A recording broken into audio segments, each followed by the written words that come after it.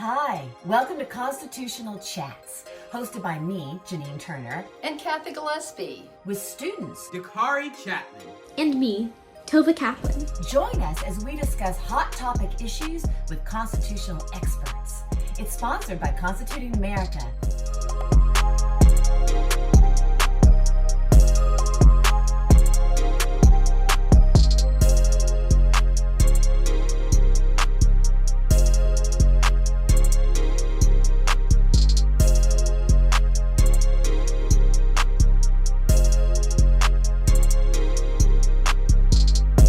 How is everybody tonight?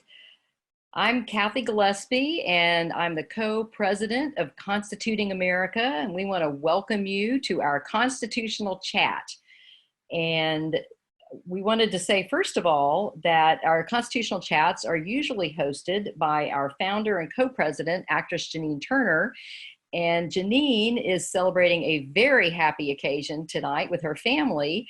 It is her daughter Juliet's college graduation, her virtual college graduation. So they are having a socially distant celebration tonight and won't be with us.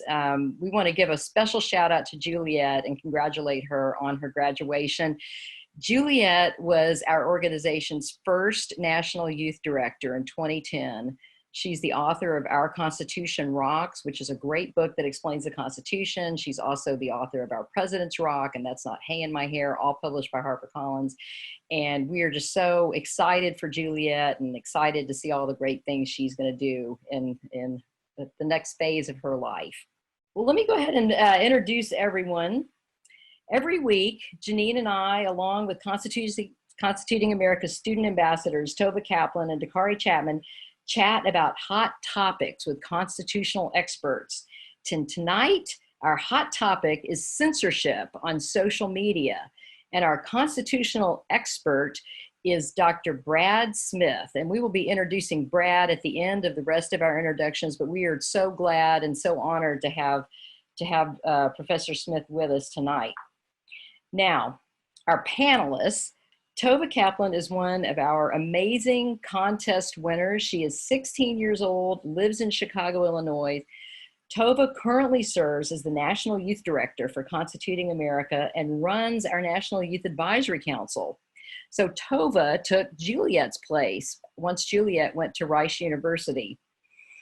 Tova is a 3-time winner of the We the Future contest in the entrepreneurial category, PSA category, and STEM category. So she is both left brain and right brain, which is really amazing. Tova is passionate about educating and empowering young people to use their constitutional rights. So welcome, Tova. We're so glad to have you with us tonight. Hi, everybody. Thank you so much for joining us, and I'm glad to see my dad's here. The pressure is on. We also have with us Dakari Chapman. Dakari is Constituting America's student ambassador. He is 16 years old, currently a junior, full-time college student at the age of 16 in South Carolina. Dakari's won Constituting America's We the Future contest twice, once for Best PSA, where he reminded viewers the Constitution is an American thing, so know it. And we actually made a billboard out of that. And twice for his short film, Man on the Street. Dakari is actively involved in our National Youth Advisory Board, but he's also a working actor, and he's seen most recently in HBO's Righteous Gemstones, in Netflix Outer Banks, and that just came out a month ago. Dakari wishes to be an actor, but also a politician, but he says you must be an actor to be a politician, which we always get a real kick out of that. Dakari, can you say hello? Hello, everyone. Thank you for being here, and thank you, Kathy, for the very nice introduction. We are also very happy to have with us tonight Peter Roth. Peter is a Newsweek contributing editor and has written extensively about politics and the American experience for U.S. News and World Report, United Press International, and other publications. Most importantly, Peter is a great friend of Constituting America and helped us get our start.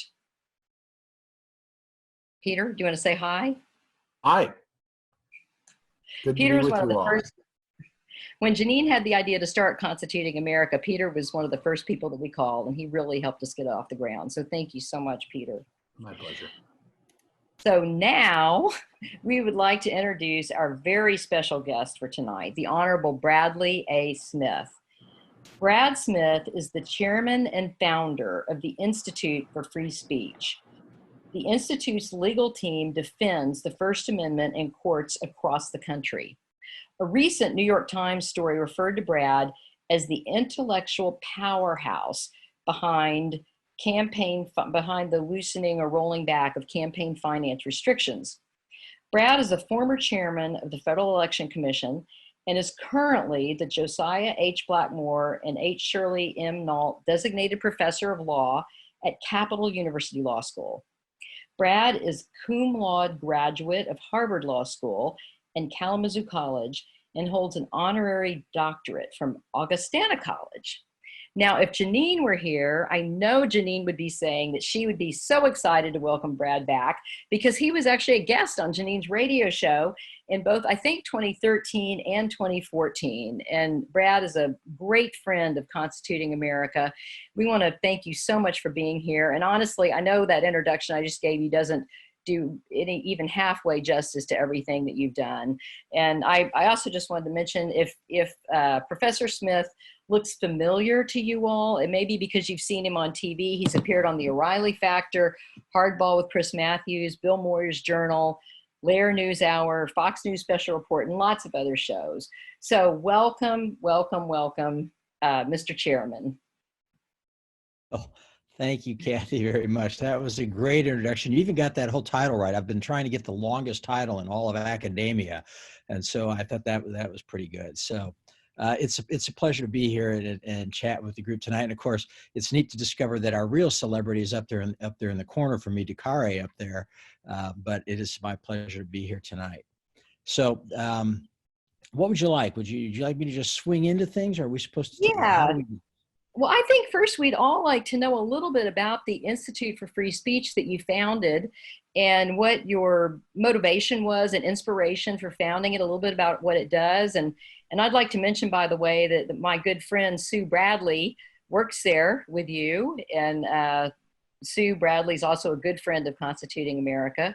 But maybe, and then after you tell us a little bit about the Institute for Free Speech, if you could just tell us a little bit, sort of an overview of this whole issue of censorship on social media. So we're going to let you take it away. Okay. Well, thanks. Yeah, and hi to Susan Bradley is great. She makes that place function. So I started the Institute for Free Speech. It was originally started under the title the Center for Competitive Politics, but that was changed a few years ago to better reflect what we do. I started it when I left the Federal Election Commission way back in 2005.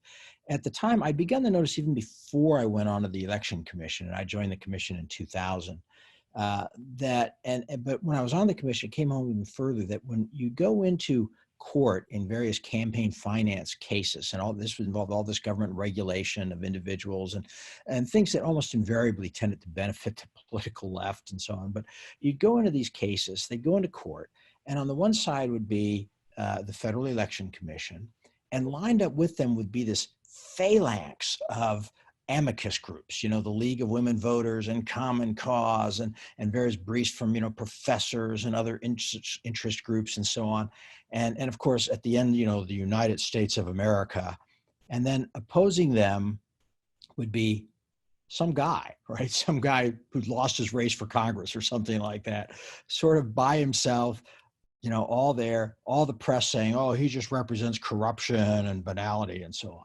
And I realized that we needed to have a group that was in the fray full time to fight these kinds of restrictions on our political speech.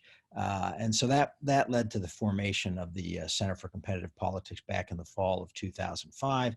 And over the years since, we've scored a lot of victories, a lot we've played a supporting role in without being in charge.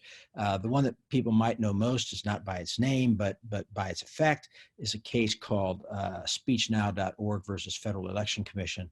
And that's the case that allowed for the creation of super PACs in the federal government or in federal electoral races. And the super PACs, I think, have been, they have a very bad reputation, But I think when people really look at the data, super PACs have been a tremendous benefit for political discussion in the United States, toward helping challengers in political races, toward getting new ideas into the fray. So it's been a very valuable role. But that's the kind of thing we do. We fight for free speech, and in particular, we fight for political free speech. Your right to talk about political issues as you wish without government censorship. That leads us right into our topic, actually, which is censorship, and especially of social media. And, you know, we do have some students on today, and I thought it might be helpful if we first put up just a copy, just the text of the First Amendment. And I know that you will probably point out that the First Amendment applies to government and not necessarily to private companies. Because it does say Congress shall make no law respecting establishment of religion or prohibiting the free exercise thereof, abridging the freedom of speech or the press or the right of the people to peaceably assemble and to petition the government for redress of grievances. But, you know, most of these, all of the social media companies are private companies.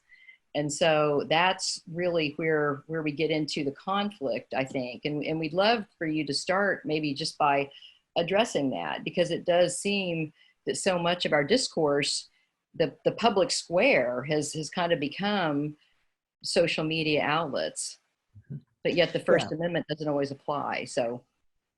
Yeah, that's great, Kathy. And that's exactly right. One of the things we need to start by remembering is that the First Amendment limits the government's ability to censor you. It doesn't limit the ability of private individuals to say, I don't want to hear you, or I'm not going to let you speak on my property or on my dime or whatever have you. And sometimes we forget that, and the words get thrown around a little carelessly. Certainly private parties can censor somebody, but for First Amendment purposes, we're talking about the government censoring people, not private actors. So private individuals and businesses are generally free to say whatever they choose, but they're also free to refuse to speak, and they're free to refuse to allow others to speak on their property. So for example, newspapers don't have to publish your letters. You can't call up the newspaper and say, hey, I've written this really great column. I think you ought to publish it. They don't have to do that, right? Book publishers are free to publish only liberal books. They're free to publish only conservative books. They're free to publish, whatever they want. So as a general matter, the default would be that social media platforms, which are, all run by private companies, would be free to discriminate against viewpoints that they don't like, that they just don't want to hear. Now, there are a few exceptions to the First Amendment. Notably, there are some limits, not a lot, but some limits on pornography and a few other things, doctrines known as fighting words and so on. But for the most part, private actors are free to say pretty much whatever they want, and the government can't interfere with their decisions to do that. Now, the other big exception to sort of total free speech is the traditional common law torts, that is, harms of libel and defamation. So you can be punished by the government for libel or for defamation, or really not by the government, but by a private lawsuit brought by the person whom you've libeled or defamed. And historically, the First Amendment does not protect against libel or defamation. So if you libel somebody, you can't just say, oh, I have a First Amendment right to libel them. So publishers can be sued for that. Newspapers can be sued if they publish a column that tells something about somebody that's untrue and that is defamatory. Newspapers can control what they publish. Radio and TV stations can control what programs they put on the air. I mean, there's not really a lot. And as publishers, they're capable of being sued for libel and defamation too. So if I go on a TV show and I libel somebody, I can be sued, but so can the network that's putting on the program. Now, the advent of the internet has created some new dynamics. Our web providers, web platforms like YouTube and Twitter and Facebook, are they publishers?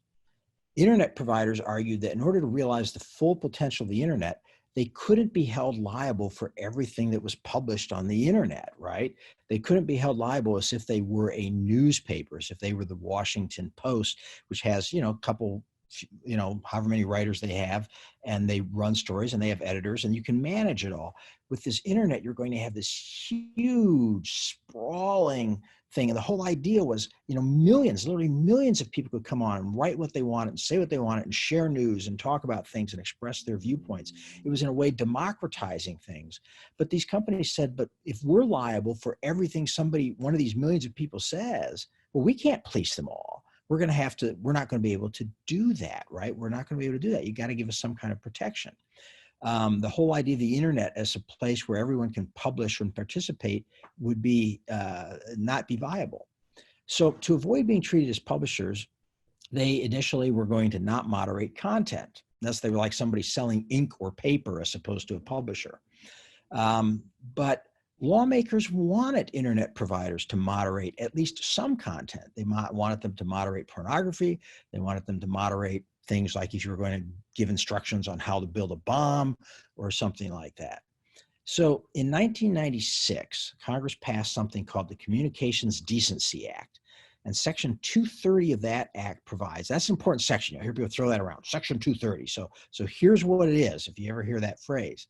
It says, no provider or user of an interactive computer service shall be treated as the publisher or speaker of any information provided by another information content provider.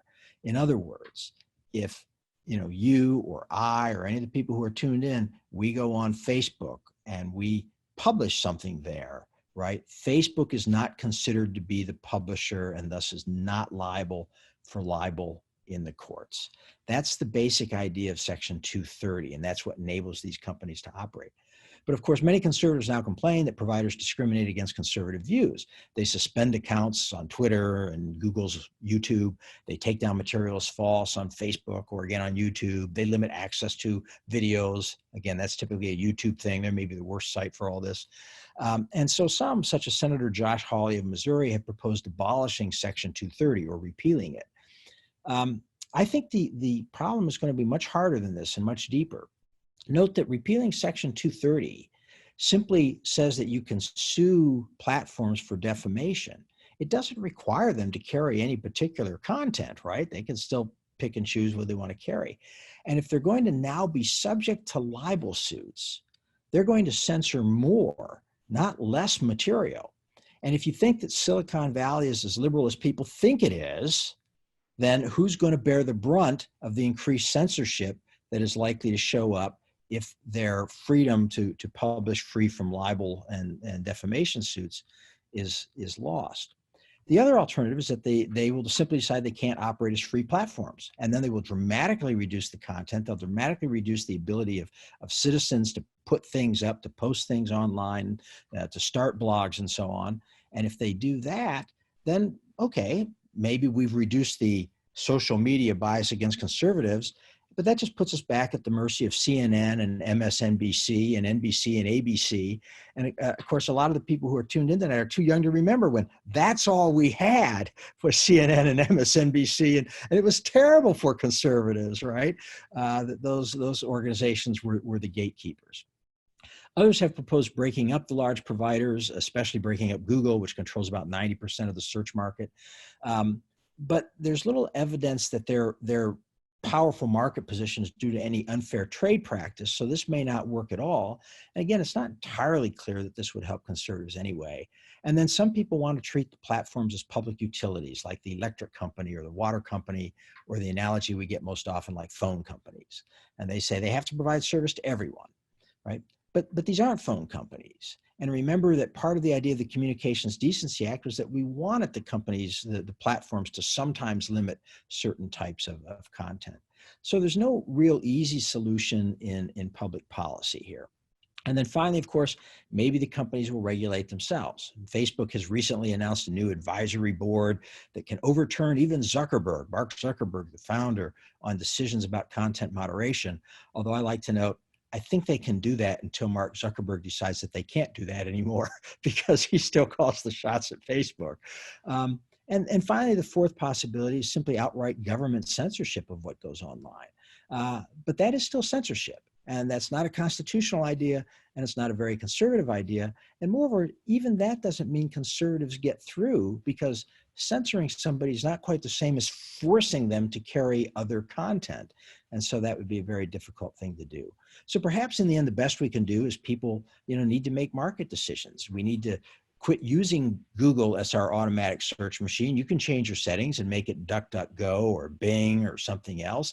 Maybe people need to say, I'm not going to use Google's Chrome as my default browser. I'm going to use Mozilla's Firefox, right? Which was founded by Brendan Eich, who people may remember gave a lot of money to a traditional marriage initiative in California, for which he was eventually forced out at Mozilla.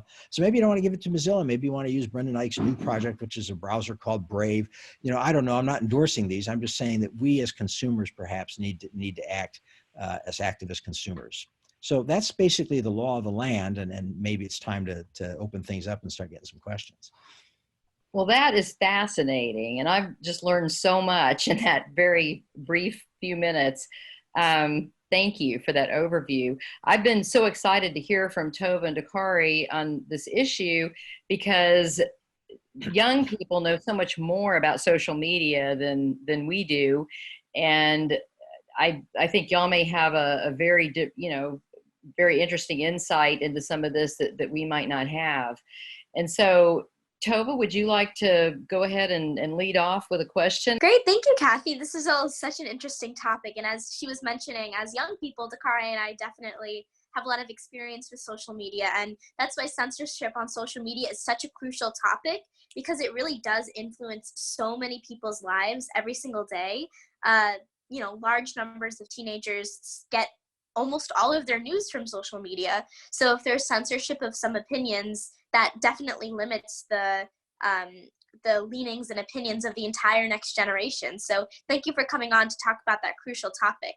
So I was wondering, taking a step back and looking at this from kind of a macro point of view, America's laws on free speech compared to other countries, like how have other countries been dealing with this social media censorship idea and ideas of free speech in general, and how does that compare to us? Because I remember reading some articles about how the EU was kind of cracking down on social media companies, exerting more control because they don't have the same protections under the Constitution. So can you just elaborate a little bit more on that?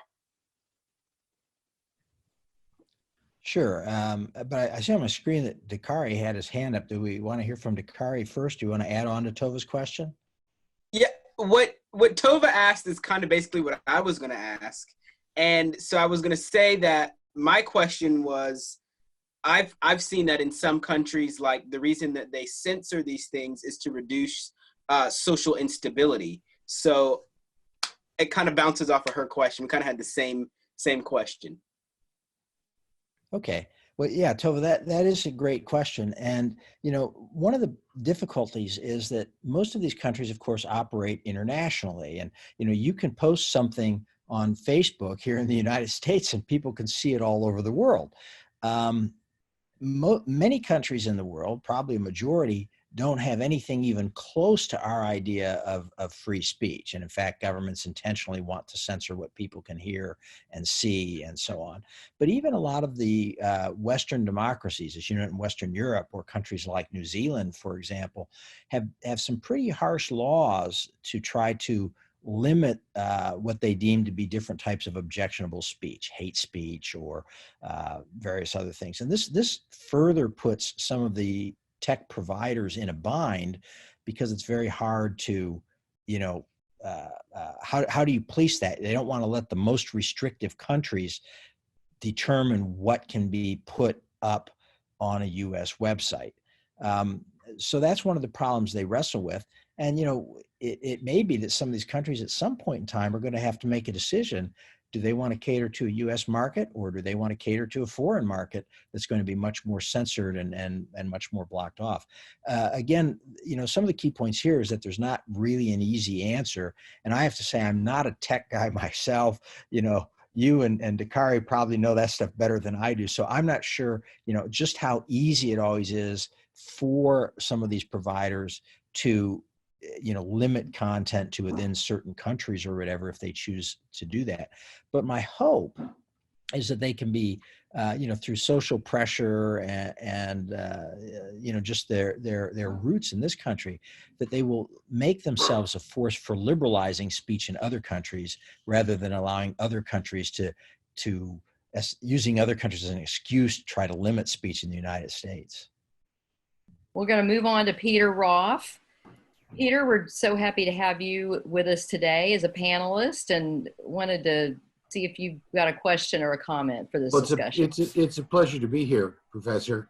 Let me ask you, though, that we live in this is particular to America, but we live in a free speech culture, which has also affected the global growth of the internet. The idea that human beings have the right to give voice to their opinion without being sanctioned for that, as long as they're willing to take responsibility for what they said. This is not just when dealing with government, but when dealing with other people in the community. And Twitter, Facebook, YouTube, these are communities. These are online communities. And yet we have certain members of the political class saying, oh, there are false statements being issued. Oh, there are false advertisements being put up, and the platform holders need to be responsible for those. If we can't hold the platform owners responsible for deliberate misinformation, let's not talk about things where people just get things wrong, but where they're deliberately saying something that's not true to provoke some kind of a societal reaction. What's the recourse? Yeah, well, that's a very difficult issue. First, you can still sue the publisher for defamation or libel. So, for example, you can't sue the platform provider because of Section 230 of the Communications Decency Act, but you can still sue the organization that puts it out there, right? So if you write a libelous column for Newsweek and it meets the standard of being false and libelous, you and Newsweek can still be on the hook, even though your ISP provider that publishes Newsweek online is not going to be on the hook. So we do still have those traditional remedies. The thing is, that it's made harder on the internet because you have the ability of a lot of speakers to be anonymous, to hide identities in different ways that sometimes make people harder to track down. And also because a lot of things, there's just, again, so much, and it kind of becomes hard to almost trace, what's going on. And the second or third provider who just republishes something they saw on the internet probably can survive a libel challenge by saying, well, I didn't know that it wasn't true, and they can get through that kind of difficulty. So it is going to be difficult to do. But here's the point that always concerns me. As you point out, think of all the pressure that is put on the social media companies to take down fake news and so on. Well, who puts that pressure on them? Primarily, it comes from the left. And what do they consider fake news? Primarily, they consider fake news to be things that don't agree with the left.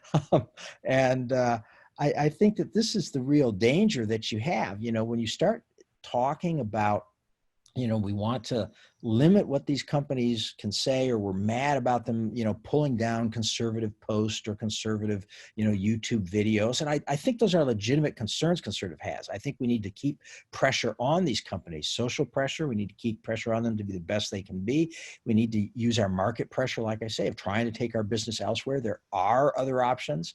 But, you think about that. I mean, are we content to give government the power to engage in this when we think about, the possibility of, you can think about some of the candidates who've run for president this year. Some were already washed out, but, who's going to be in power? We don't know always who's going to be in power.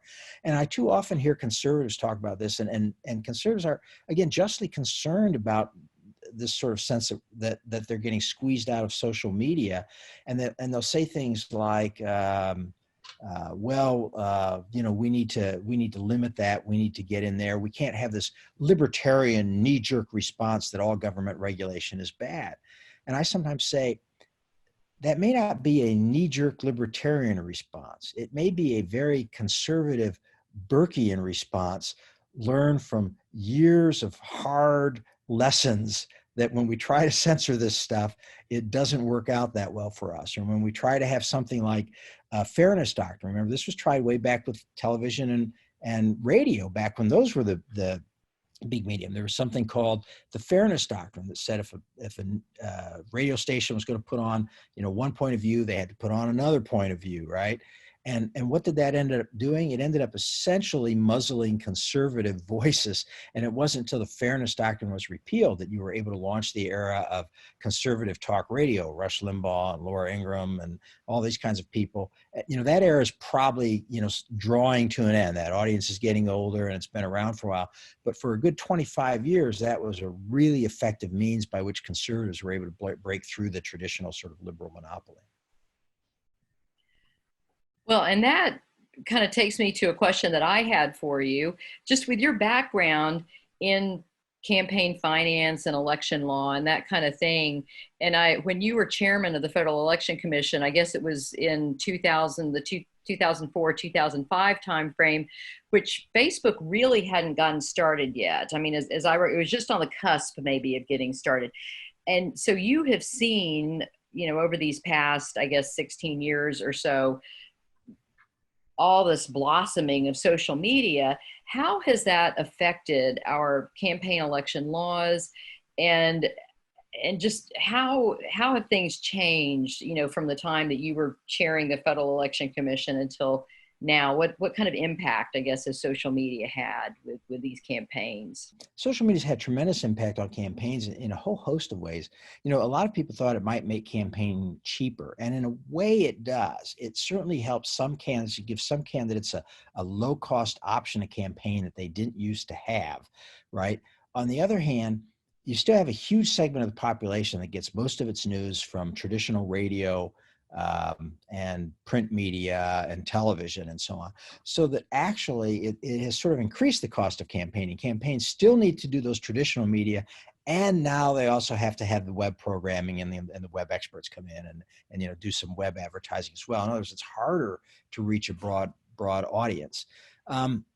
It has democratized campaigns, I think, but it has also shown the fundamental flaw of the old campaign finance regulatory system.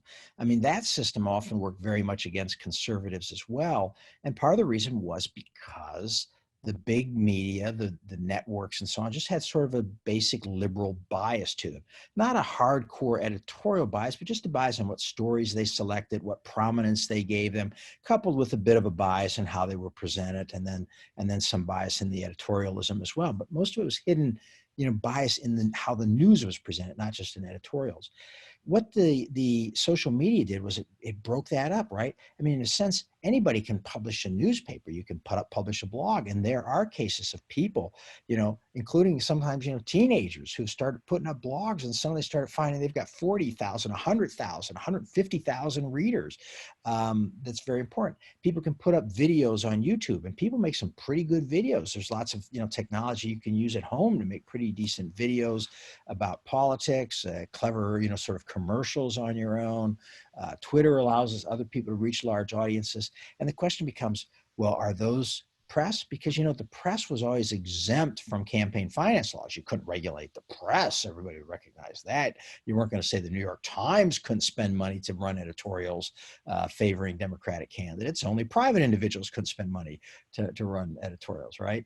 So, but once you had the internet, who's the press? And we get back to an interpretation of the Constitution that, oddly enough, the founders would have agreed with.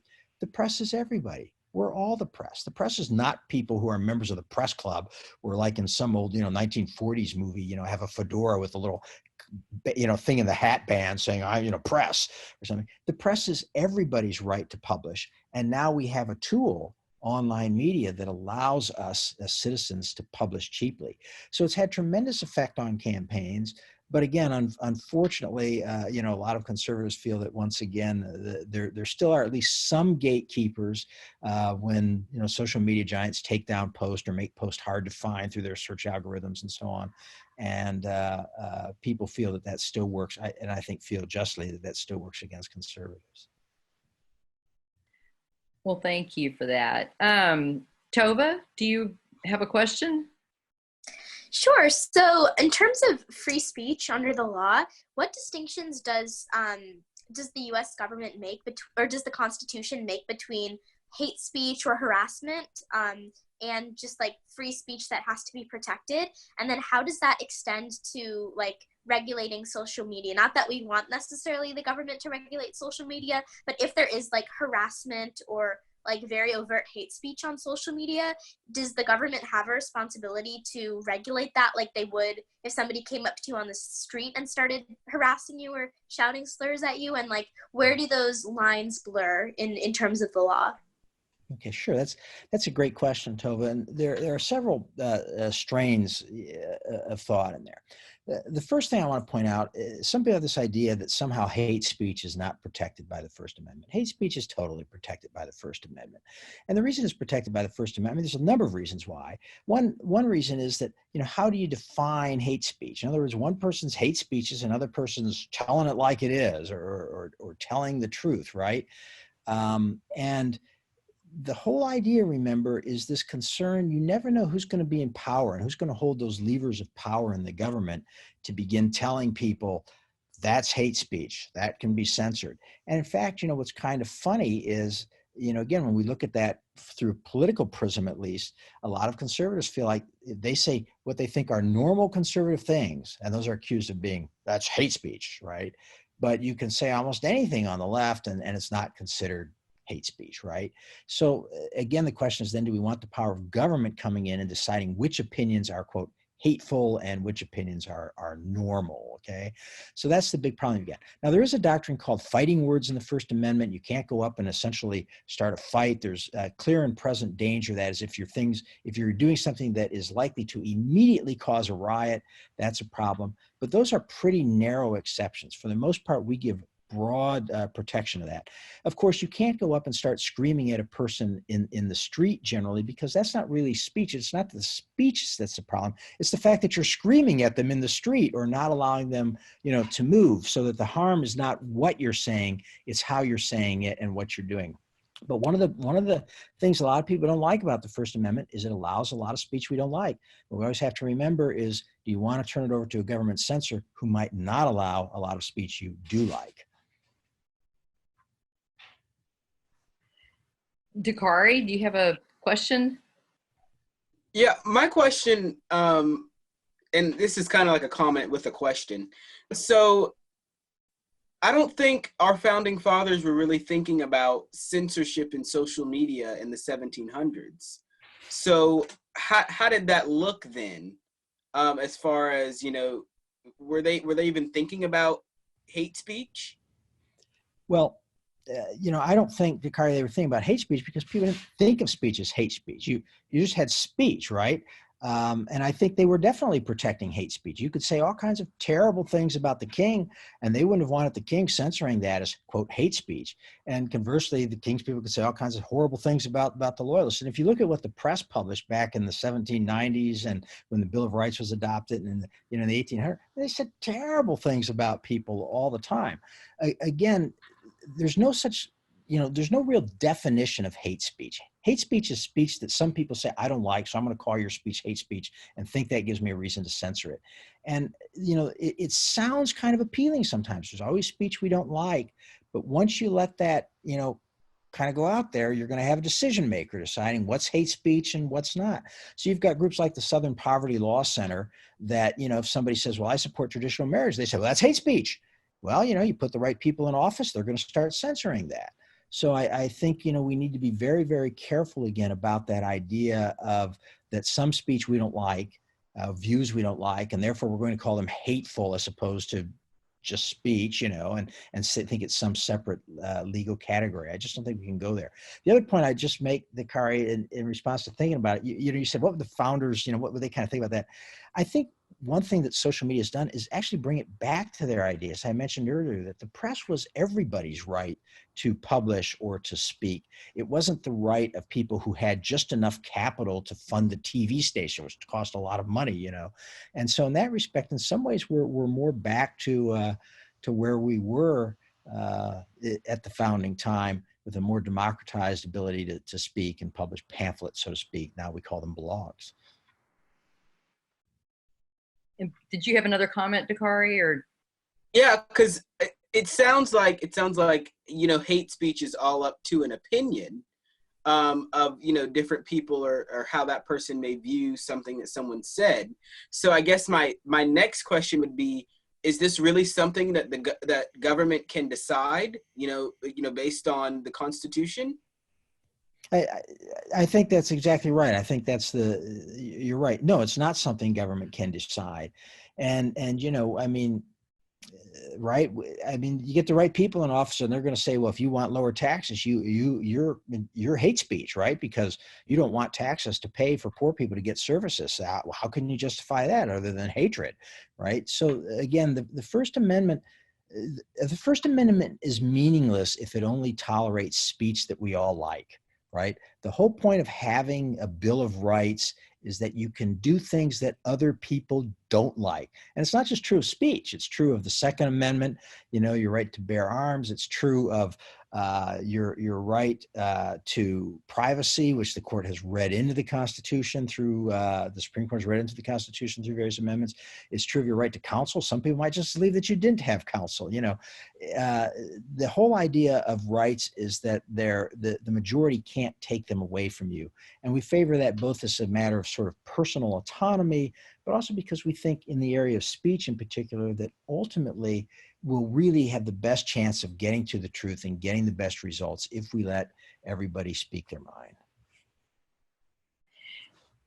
And Peter, I'm going to get to you, but I want to go to one of the audience questions to make sure that we don't run out of time. And Nancy Quinn writes, why not give the social media companies the option to be treated either as a service provider platform or a media publisher, but not both? As it stands now, they get to have their cake and eat it by publishing what they like, censoring what they don't like, and never being held accountable when they allow lies or half-truths to be published and spread as gospel. Well, there's a couple of issues there. Once again, we're faced with the question, well, what are lies and half-truths? I often see things, most things in politics are not true. They're not questions like Detroit is west of New York, that are factually true or false. They're questions like his plan is going to destroy the economy, or he's going to raise your taxes, or, he's a racist. Even that's can be an opinion statement. And so it's very tough, again, to put people in the process of judging that. Now, if you want to say, let's give them the choice, they can be a service provider or a publisher. Well, again, if they're publishers, what they're saying is, we're not going to be able to operate as publishers because we can't police 20 million people, 100 million people on our platform, publishing tons of stuff every day. If anything, they would dramatically constrain who can speak. Others might say, okay, we're not going to constrain anybody, right? We'll let everybody speak. Everybody can go on and do their thing. But remember, part of the whole idea here was that we didn't want, even within the First Amendment, absolutely everything. We wanted them to be able to pull down child porn. We wanted them to be able to pull down maybe some posts that they determined clearly are false and they're going to pull down. In other words, we weren't totally against the idea of having gatekeepers there. So giving them the option doesn't, in a sense, really change the equation, I don't think. You're still going to have the harms, and we need to decide what trade-offs we want to make, and that's going to be the tougher question. You can't avoid the trade-offs, I think, very easily in this. It's really tough. Peter, do you have a question? Just reviewing what you were saying to Dakari, I noticed there was one group that you left out, listing the people or entities who might not like what you had to say, and that's government. And I'm just thinking in terms of politicians make laws, and they're trying to make laws now that find a way within the constraints of Section 230 to require people who put ads up on Facebook to tell you who they are, to find ways to find out who's paying for things, to see if they're individuals or organized campaigns. And I'm just wondering if you think that too fits into the categories of attacks on speech, as the Supreme Court held in Citizens United, essentially the doctrine that money is speech and the effort to limit money is the effort to limit speech, or if there is some appropriate and mediating role for government, if not to censor, perhaps to regulate what goes on in social media. Sure. Yeah. Again, it's a difficult question, and it's a good question. When you first started, I was just reminded of the debate over the McCain-Feingold Bill. And to you and me, this probably seems like yesterday, but to most of the people watching, this is like talking War of 1812 stuff, right? So the McCain-Feingold Bill was Congress's last big campaign finance effort, which passed in 2002. And if you were to go back and look at the legislative history about that bill, what's very interesting is one after another, the senators and congressmen just get up and rail against these organizations, mainly the National Rifle Association in particular. They just went after that these people are liars and they're terrible, and they say all these terrible things about us, and it's just horrible, and they shouldn't be allowed to criticize us in this way, is essentially what it amounted to. Politicians do get a lot of unfair criticism, but they get a lot of fair criticism too, and they're not always in the best position to decide which is which, and that's why we don't give them the power to limit people's speech. And you're quite right. If again we're going to start censoring what's on social media or dictating what has to go on there, somebody's going to be doing that dictating, and it's not always going to be the people that any one of us, anybody watching, any one of us here on the panel necessarily like. So the decision we made way back in the 1780s and 1790s was that it's better to keep government out of this. We have a First Amendment, and we let people speak, and we kind of let the chips fall where they may. And I think if you look at our progress as a nation and where we've come out, I think that's worked out pretty well for us. There are things that bother us, and there's always things that bother us, but I think for the most part, our First Amendment has served us well, and it has served other countries well. Most countries aren't as free as us, but we've pulled them along to where they are. I think without the example of the United States, things would be much worse in most of the rest of the world as well. So it's very important that people be free to criticize government, and that's going to mean that people are going to think some of those criticisms are unfair, and in fact, some of them will be unfair, or at least I'll think they'll be unfair, maybe you'll think they'll be unfair, but maybe the person who's making them thinks they're dead on the money, and we've decided not to try to censor that, but to let listeners hear and decide what they think is the best course. Tova, do you have, I see you smiling there. Do you have anything that you want to add or add on to? Oh, I just had another question that I wanted to ask. Is that fine? Sure, yeah. Yeah, so I was just thinking that, so me and Dakari are members of Generation Z, and I'm sure a lot of people watching another proposed name for Generation Z is technology natives and social media natives, because we really grew up pretty much our entire lives with social media. And so I was wondering if you could provide us with some perspective, looking back at the chronology of social media since its beginning. What direction has that been moving in with regards to censorship? Did it start more stringently and then become more accepting of all speech, or like what direction is that moving in? And I know you don't have a crystal ball or anything, but where do you see that heading towards in the future? Mm-hmm. And that actually, if I could add on to that before you answer that kind of goes with my last question, is where do you see all of this going? We had another listener, Professor James Klinger, who was also asking what the barriers are to entry for new social media outlets. I mean, do you see a market demand for more social media outlets so that, almost like a Fox and an MSNBC and a CNN, so that all the political spectrum can be represented in the various social media outlets that they're most comfortable with? Or, do you see a repeal of this Section 230? It seems like maybe some of the social media outlets are anticipating that and beginning to move towards that with some of those measures that Peter was talking about. But it would be great to hear sort of your perspective of Sure. where we're going. Well, the Communications Decency Act is 1996, and the internet as a public internet was pretty much in its infancy then. So it is pretty much grown up with Section 230. It has always faced pressure to censor, both its own internal pressure, its own employees who would like to censor certain views. There's a deeply rooted in the human psyche, I think, a desire to censor things we don't want to hear, right? And to say, you can't say that, right? But for the most part, our social media has fought that off, and I think probably for the good. Now, one of the difficult issues that one of the two, I can't remember which, touched on is, or maybe I think it was you, Kathy, relating to Professor Klinger's point. One of the problems here that's perceived is that barriers to entry are high because part of the whole value of all of these networks is the data that they collect and the fact that it's a big network. So Facebook is really nice. You all want to use Facebook or YouTube because, you know, if you go there, you're hitting a big audience and you can target your audience and, you know, and they'll target your audience for you, you know, by using their algorithms as to who tunes into what. And so, you know, that's a really effective thing to do. Somebody starts a new service like that, you're like, well, you know, nobody's there.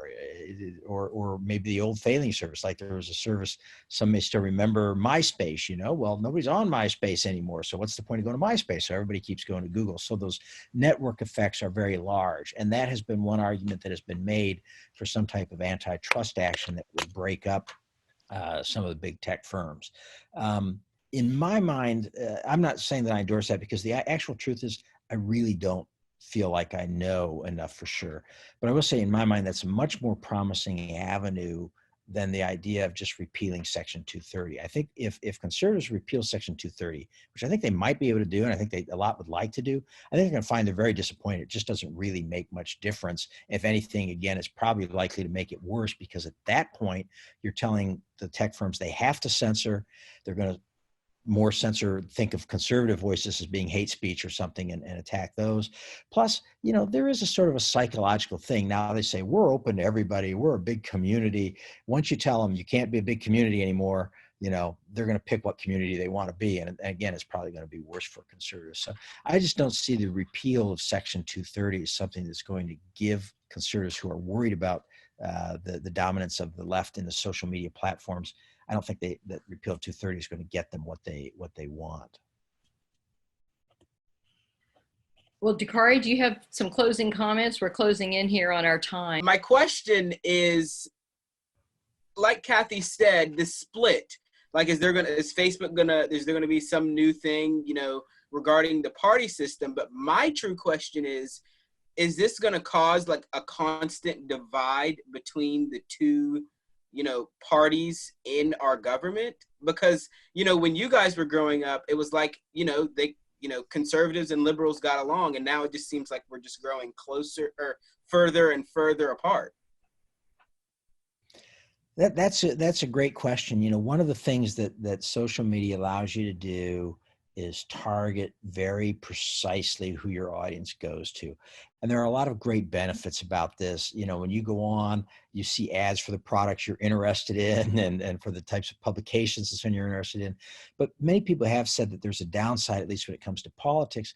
And I notice this, and you guys may notice this when you talk to your classmates and stuff. Sometimes you're living in almost a different world. You know, they come up and they start talking to you about something, and you're like, well, yeah, but did you know about this? And they're like, I had not heard that at all. What are you even talking about, you know? And that we are starting to get into a point where people are not operating from a shared universe of facts.